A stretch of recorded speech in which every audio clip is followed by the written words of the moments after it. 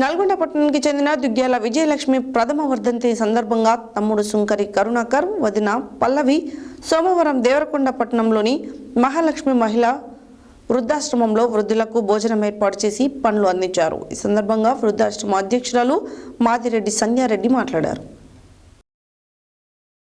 నల్గొండ పట్టణానికి చెందిన దుగ్గ్యాల విజయలక్ష్మి ప్రథమ వర్ధంతి సందర్భంగా తమ్ముడు సుంకరి కరుణాకర్, వదిన పల్లవి సోమవారం దేవరకొండ పట్టణంలోని మహాలక్ష్మి మహిళా వృద్ధాశ్రమంలో వృద్ధులకు భోజనం ఏర్పాటు చేసి పండ్లు అందించారు. ఈ సందర్భంగా వృద్ధాశ్రమ అధ్యక్షురాలు మాదిరెడ్డి సంధ్యారెడ్డి మాట్లాడుతూ గతించిన వారి జ్ఞాపకాలను గుర్తు చేసుకుంటూ వృద్ధులకు భోజనం అందించి వారి ఆత్మకు శాంతి చేకూర్చే విధంగా సుంకరి కరుణాకర్, పల్లవిలు ఈ కార్యక్రమాన్ని ఏర్పాటు చేయడం అభినందనీయమని పేర్కొన్నారు. వృద్ధాశ్రమానికి వారు వివాహ వార్షిక, పుట్టినరోజు, వర్ధంతి తదితర సందర్భాలలో వృద్ధులను ఆదుకోవడం కోసం ఆర్థికంగా సహాయం అందించాలని అన్నారు.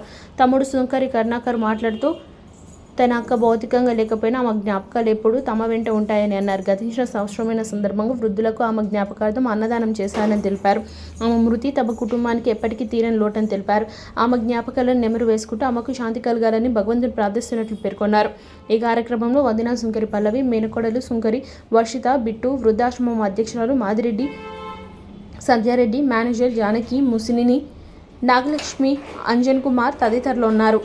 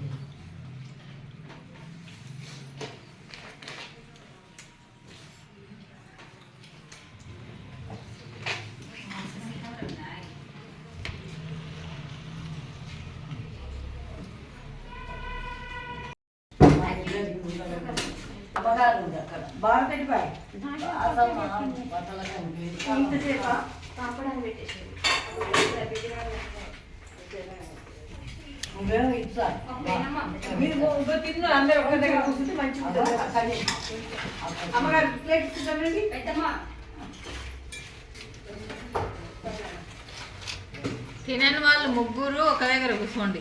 రేపటి నుంచి ఎందుకంటే ఆడొకరు కూర్చుంటే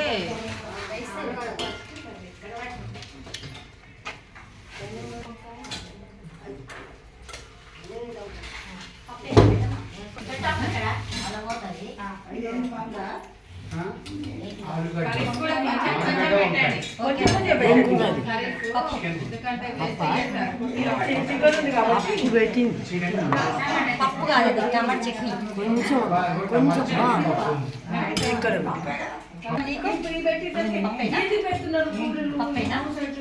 పెట్టండి కదా మటన్.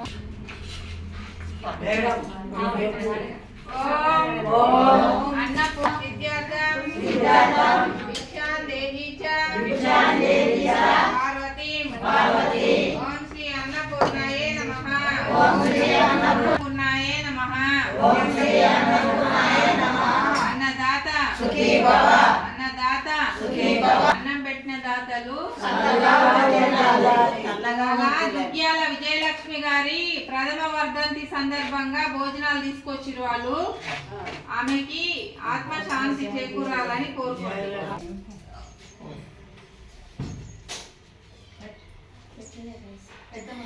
అందరు అక్కడ నిలబడాలి మధ్యలో.